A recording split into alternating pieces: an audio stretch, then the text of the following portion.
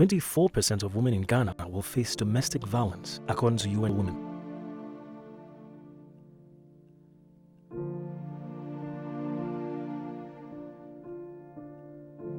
Habibah is one of that 24%.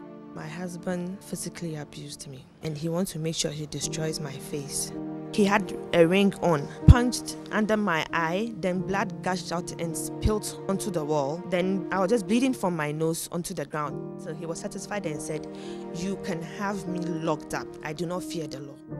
So it is on my side to apologize to Habibah since I've touched her. He beat the hell out of me. In fact, he punched my face and my head so many times.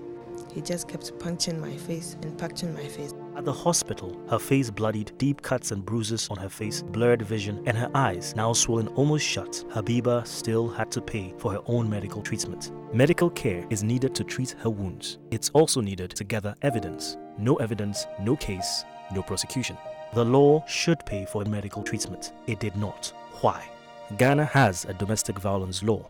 It was passed in 2007. Ghana has a domestic violence regulation. It creates a domestic violence fund. With the fund, the regulation, and the law, Habibah would have her medical treatment paid. But the fund is fundless. That's because the government has not funded it. So Habibah must pay, even though a law was passed, so she shouldn't have to. In Ghana, there can be a lot of cultural pressure. There could also be legal pressure. Mr. President, you're the African Union Gender Champion. Mr. President, you support gender rights. Mr. President, for Habibah and all the Habibahs in our nation, for the women who stood up and those who stand down.